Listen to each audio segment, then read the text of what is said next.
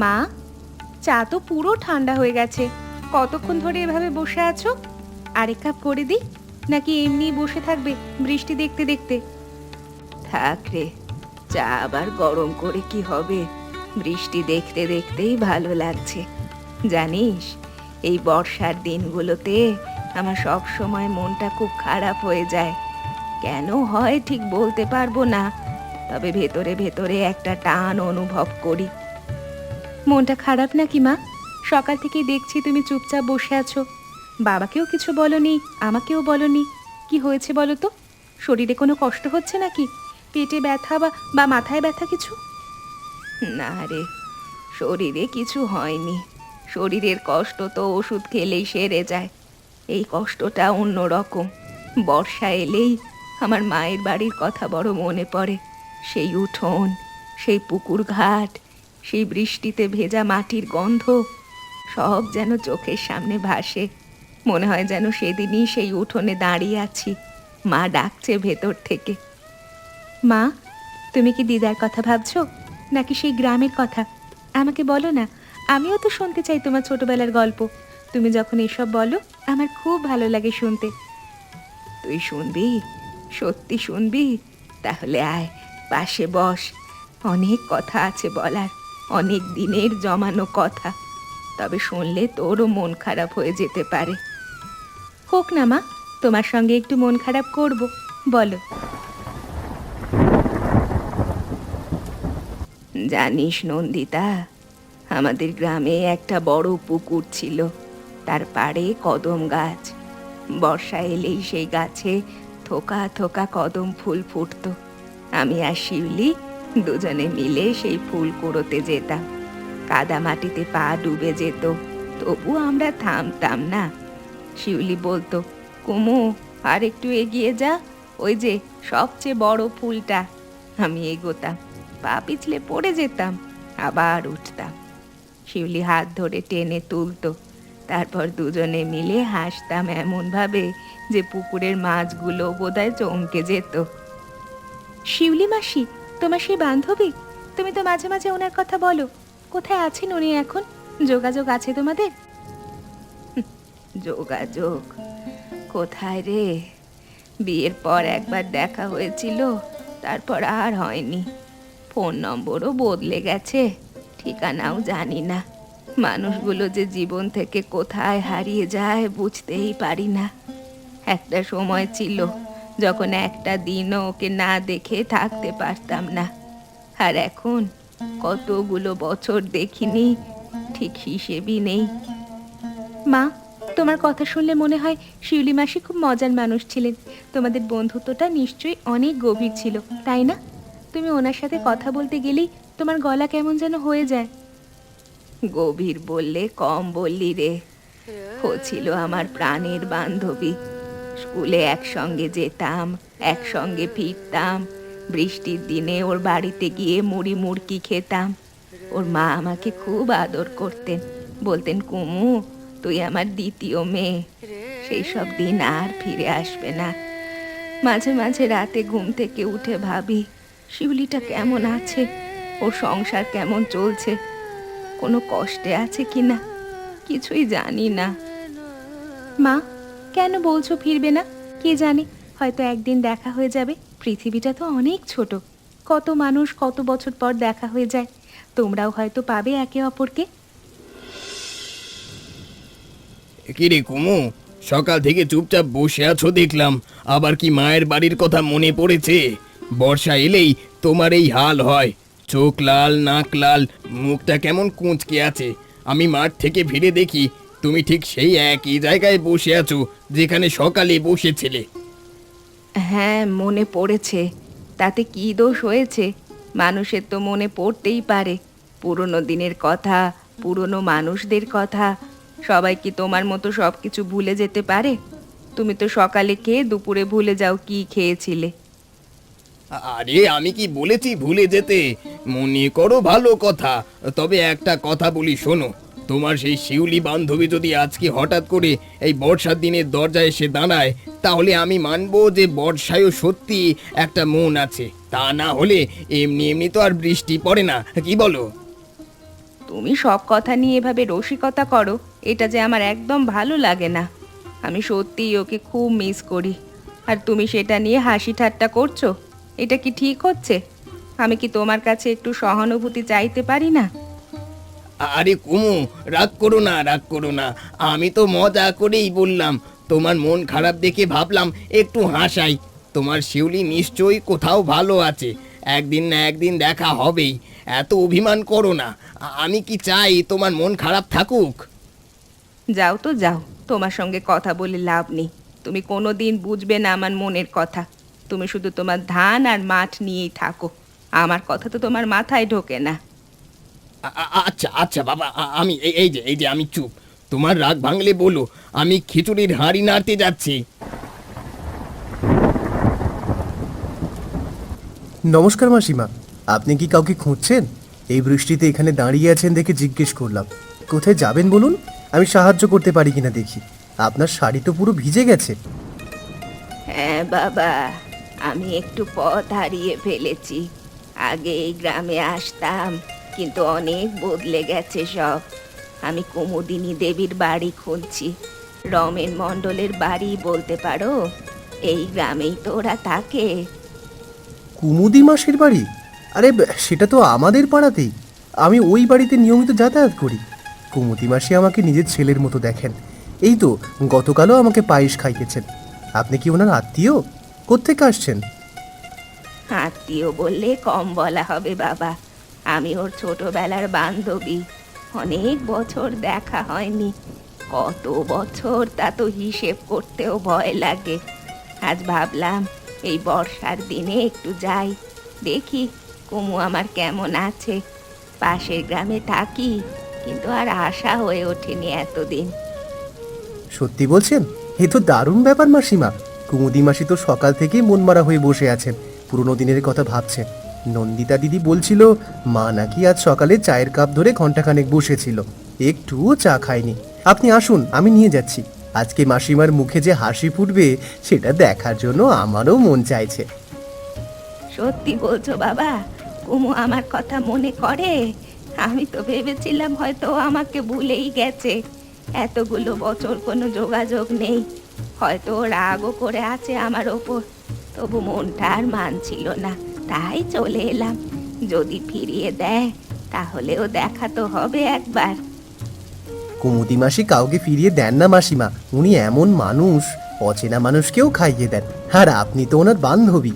চলুন তাহলে, আর দেরি করে কি হবে? ওই যে ওই গাছটার পরেই বাড়ি। এ কি শিউলি, তুই? সত্যি তুই? আমি কি স্বপ্ন দেখছি? তুই এত বছর পরে আমার সামনে দাঁড়িয়ে আছিস? আমার বিশ্বাসই হচ্ছে না রে। আমাকে একটু চিমটি কাটতো, দেখি জেগে আছি কিনা। কুমু, হ্যাঁ রে, আমি স্বপ্ন নয়, সত্যি। তোকে দেখে আমার চোখ ভিজে যাচ্ছে রে। কতদিন তোর সঙ্গে দেখা হয়নি, কতদিন তোর কথা বলিনি কাউকে। আজ এই বৃষ্টির দিনে মনটা আর মানলো না, চলে এসেছি। তোর চুলে পাক ধরেছে দেখছি, কিন্তু মুখটা তো সেই একই আছে রে। বস বস, এখানে বস। তোর শাড়ি তো ভিজে গেছে রে, একদম জবজবে হয়ে গেছে। নন্দিতা, অনন্দিতা, শুকনো কাপড় নিয়ে আয় তো মা। দেখ কে এসেছে, তোর শিউলি মাসি, যার কথা সকাল থেকে বলছিলাম। ভগবান আমার কথা শুনেছেন রে। তুই তো একটুও বদলাসনি রে কুমু, এখনো আমাকে দেখলেই হইচই শুরু করে দিলি। মনে আছে ছোটবেলায়ও এমনই করতি? আমি তোদের বাড়ি গেলেই তুই দৌড়ে এসে হাত ধরে টেনে নিয়ে যেতি। তোর মা বলতেন কুমুর এই মেয়েটাকে দেখলে জ্বর আসলেও সেরে যায়। মনে আছে, সব মনে আছে রে, একটুও ভুলিনি। আজ তুই এসেছিস, আমার এত বছরের অপেক্ষার অবসান হলো। বস বস, অনেক কথা আছে বলার। চা করি, খাবি তো? তো সেই আদা দেওয়া চা মনে আছে? মনে আছে রে কুমু, তুই আদা দিয়ে চা বানাতি, আর আমি বলতাম এত আদা দিস কেন, ঝাল লাগে। আর তুই তবু পুরো কাপ চা খালি করে দিতি।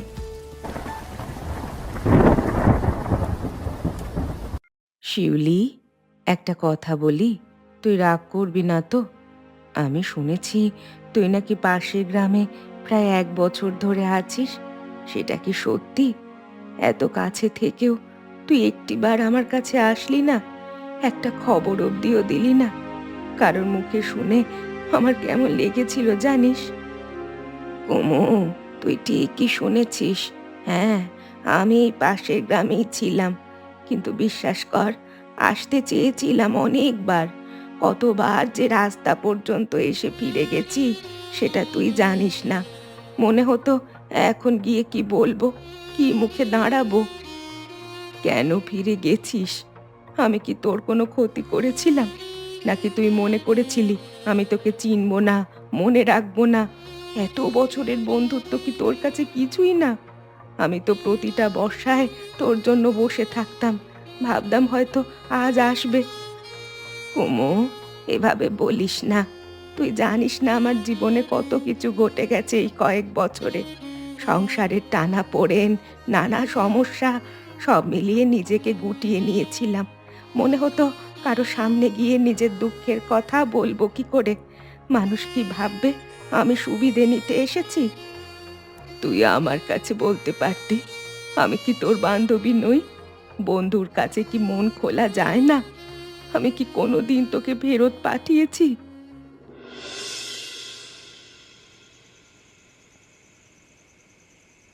কুমু, তুই কি আমার ওপর রাগ করেছিস? আমি বুঝতে পারছি তোর মনে কষ্ট আছে, কিন্তু বিশ্বাস কর, আমি ইচ্ছে করে দূরে ছিলাম না। জীবনটা এমনই, কত কিছু করতে চাই কিন্তু পারি না। সংসারের ভেতরে ডুবে থাকতে থাকতে নিজেরই খবর রাখতে পারি না, অন্যের কাছে কখন যাব। রাগ, রাগ করার তো কথা আমার, তাই না? এত কাছে ছিলি অথচ একবার দেখা করলি না। কিন্তু জানিস শিউলি, রাগের চেয়ে আমার ভেতরে অভিমানটা বেশি। মনে হয়েছিল তুই হয়তো আমাকে আর আগের মতো ভাবিস না। ভেবেছিলাম পুরনো বান্ধবীকে ভুলে গেছিস। কুমু, তুই যদি জানতি কতবার আমি একা বসে তোর কথা ভেবেছি। বর্ষা এলেই তোর মুখটা ভেসে উঠতো। আমাদের সেই কদম গাছের তলায় বসে থাকা, সেই কাদা মাটিতে পা ডোবানো, সব মনে পড়তো। কিন্তু ফোন নম্বর বদলে গেছিল, ঠিকানা জানতাম না ঠিক মতো। এই বছর কোনো রকমভাবে খোঁজ পেলাম, আর নিজেকে আটকে রাখতে পারলাম না। ভেবেছিলাম যাই, যদি দরজা বন্ধ করেও দেয় তাহলেও তো অন্তত দেখা তো হবে। সত্যি বলছিস? তুই সত্যি আমার কথা মনে করতি? প্রতিটা বর্ষায়, প্রতিটা বৃষ্টির দিনে তোর কথা ভুলবো সেটা কি সম্ভব? তুই আমার জীবনের সবচেয়ে সুন্দর সময়ের সঙ্গী, তোকে ভুলবো কি করে? টুকাই, তুই কি খেয়াল করেছিস মা আর শিউলি মাসির মধ্যে একটা দূরত্ব আছে? দুজনেই একে অপরকে ভালোবাসে, কিন্তু কিছু একটা তাদের আলাদা করে রেখেছে। আমার খুব খারাপ লাগছে দেখে। মা সকাল থেকে ওনার জন্য কাঁদছিল, এখন উনি এসেছেন তো মা অভিমান করছেন। দিদি, আমিও সেটা বুঝতে পারছি, কিন্তু একটা কথা ভেবে দেখো, যে মানুষ এই বর্ষার দিনে এতটা পথ পেরিয়ে কাদামাটি ভেঙে ভিজে এসেছেন, তার মনে নিশ্চয়ই অনেক অনেক টান আছে। শিউলি মাসি যদি কুমুদি মাসিকে ভালো না বাসতেন, তাহলে কি আসতেন? শাড়ি ভিজিয়ে পথ হারিয়ে তবুও এসেছেন। তুই ঠিকই বলেছিস, কিন্তু মানুষ যদি ভুল বোঝাবুঝিতে দূরে সরে যায় তাহলে পুরনো সম্পর্কগুলো ধীরে ধীরে হারিয়ে যায়। আমি চাই না মা আর শিউলি মাসির মধ্যে এই দূরত্বটা থাকুক। মা একা একা কষ্ট পায়, সেটা আমি আর দেখতে পারি না। দিদি, আমার মনে হয় তাদের একটু সময় দেওয়া দরকার। এত বছর পর দেখা হয়েছে, মনের মধ্যে জমে থাকা কথাগুলো বেরোতে একটু সময় লাগবে। তুমি দেখবে রাতের মধ্যেই সব ঠিক হয়ে যাবে। বন্ধুত্ব যখন আসল হয়, তখন কোনো অভিমানই বেশিক্ষণ টেকে না। আমি গ্রামে দেখেছি কত মানুষ কত বছর ধরে কথা বন্ধ থাকে, তারপর একদিন দেখা হলেই সব শেষ। তোর মুখে এত বুদ্ধিমান কথা শুনলে অবাক লাগে টুকাই। তুই তো বয়সে আমার চেয়ে অনেক ছোট, কিন্তু কথাগুলো অনেক বড় মানুষের মতো বলিস। দিদি, বয়সে ছোট হতে পারি, তবে গ্রামের মানুষদের সঙ্গে মিশতে মিশতে অনেক কিছু শিখেছি। চলো, চা জল খাবারের ব্যবস্থা করি। খালি পেটে অভিমান বাড়ে, এটা আমার দাদু বলতো।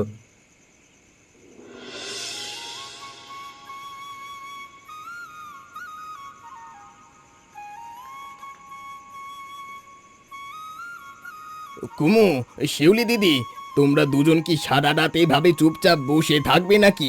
আমি বলি কি, বন্ধুত্বের অভিমান ভাঙতে গরম খিচুড়ি আর বেগুন ভাজার চেয়ে ভালো ওষুধ পৃথিবীতে আর কিছু নেই। একটু খেয়ে নাও, তারপর গল্প করো। আমার বেগুন ভাজা খেলে মন এমনিতেই ভালো হয়ে যাবে। তুমি আবার এসে গেলে তোমার খিচুড়ি নিয়ে। সব কিছুর সমাধান কি খিচুড়ি দিয়ে হয় নাকি? আমার মনের কথা তুমি বুঝবে না কোনোদিন। না ভাই, তুমি ঠিকই বলেছ।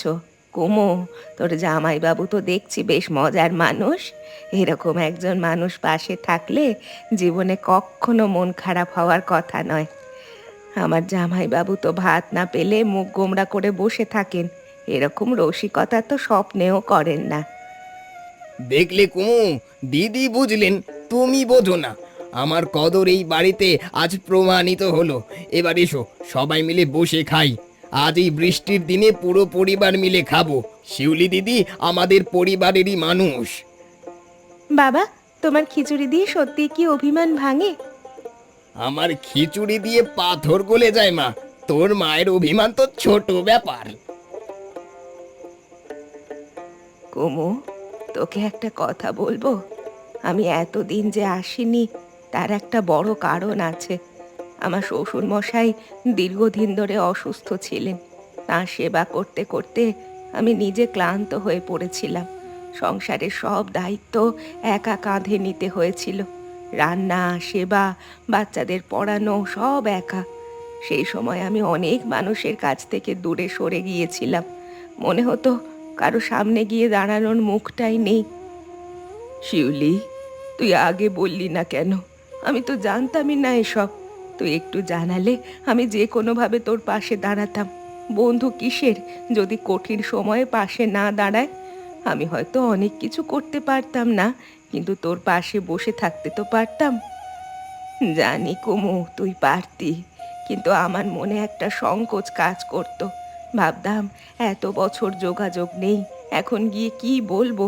মানুষটা কি আমাকে চিনবে, নাকি ভাববে দুঃখের দিনে হঠাৎ চলে এসেছে সাহায্য নিতে? এই সব চিন্তায় আটকে যেতাম। রাস্তা পর্যন্ত এসে আবার ফিরে যেতাম। নিজেকে বলতাম আর একদিন আসবো। সেই আর একদিন আর আসতো না। বোকা মেয়ে, তুই আমাকে চিনিস না? আমি কি এমন মানুষ যে বন্ধুকে দুঃখের দিনে ফিরিয়ে দেব? তোর এই সংকোচটাই আমাদের দূরে রেখেছে এতদিন। আর করিস না এরকম। যা হয়েছে হয়েছে, এখন থেকে আর না। তুই আমার কাছে যখন খুশি আসবি, যে অবস্থায় থাকিস। কুমু, তোর এই কথাগুলো শুনে আমার বুকের ভেতরে জমে থাকা একটা ভারী পাথর যেন সরে গেল। আমি আসলে অনেক একা ছিলাম এই কয়েক বছর। এতটুকু কথা বলার মানুষও ছিল না পাশে। সংসারে সবাই আছে, তবু একটা বান্ধবীর জায়গা কেউ নিতে পারেনি। শিউলি, আমিও তোর কাছে একটা কথা বলতে চাই। আজ বিকেলে আমি যে কথাগুলো বলেছিলাম, সেগুলো না ভেবেই বলেছিলাম। তোর জীবনে কি চলছে না জেনেই অভিমান করেছিলাম। আমাকে ক্ষমা করে দে। আমি তোকে না বুঝেই কষ্ট দিয়েছি। আমার উচিত ছিল আগে শোনা, তারপর কথা বলা। কুমু, তুই ক্ষমা চাইছিস? আরে, তোর অভিমানটাও তো ভালোবাসারই একটা রূপ। তুই অভিমান করেছিলি বলেই বুঝলাম তোর কাছে আমি এখনো গুরুত্বপূর্ণ। তুই যদি কিছু না বলতি, চুপচাপ মেনে নিতি, তাহলেই আমি বেশি কষ্ট পেতাম রে। তখন বুঝতাম তুই সত্যিই আমাকে ভুলে গেছিস। সত্যি বলছিস? সত্যি রে। বন্ধুত্বে তো রাগ থাকে, অভিমান থাকে, মনোমালিন্য থাকে, এগুলো তো হবেই। কিন্তু একটা জিনিস যেন কখনো না থাকে। কি? দূরত্ব। রাগ করলে বলবি, অভিমান করলে জানাবি, কিন্তু দূরে সরে যাবি না। আমি এই ভুলটাই করেছিলাম, আর করব না। এত বছর একা একা কষ্ট পেয়েছি সেই ভুলের জন্য। আমিও করব না রে, আমিও তো দূরে সরে গেছিলাম এরকম, তোকে খুঁজিনি যতটা খোঁজা উচিত ছিল।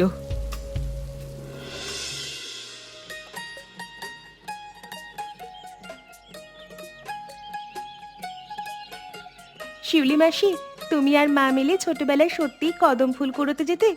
মা তো বলে তোমাদের নাকি কাদামাটিতে পা ডুবে যেত, তবুও যেতে। এটা ভাবতেই আমার হাসি পায়। যেতাম রে মা, তোর মা তো ছিল সবচেয়ে দুষ্ট। আমি বলতাম, কমু থাম থাম, আরে গোস না, কিন্তু তোর মা শোনে, গিয়ে পুকুরের ধারে দাঁড়িয়ে ফুল তুলতো। একবার তো পিছলে পড়ে পুরো শাড়ি কাদায় মাখামাখি। বাড়ি গিয়ে কাকিমার কাছে এমন বকুনি খেয়েছিল, তবুও পরের দিন আবার যাওয়ার জন্য তৈরি। আমাকে বলতো, শিউলি চল না, আজ আর একটু বড় ফুল পাবো। মা, তুমি তো দেখছি ছোটবেলায় আমার চেয়েও বেশি দুষ্টু ছিলে। আমাকে বকো আর নিজে কি করতে? আমি যদি কাদায় পড়তাম তাহলে তুমি কত বকতে। তোমার মায়ের দুষ্টুমির গল্প শুনলে সারা দিন লাগবে। শিউলি দিদি, আপনি আরো বলুন। এই মানুষটা আমাকে সারাদিন শাসন করে, কিন্তু নিজে ছোটবেলায় কি করতো সেটা তো বলে না। কুমুদি মাসি, আপনি সত্যিই পুকুরের পাড়ে কাদায় পড়েছিলেন? সেটা ভাবতেই আমার হাসি থামছে না। তোরা সব মিলে আমাকে নিয়ে হাসাহাসি করছিস? শিউলি, তুই তো আমার পক্ষে থাকতি, এইসব এসে সব ফাঁস করে দিচ্ছিস। কুমু, ফাঁস কি? তোর মেয়েকে বলছি তার মায়ের গল্প, এটা তোর জানার অধিকার আছে।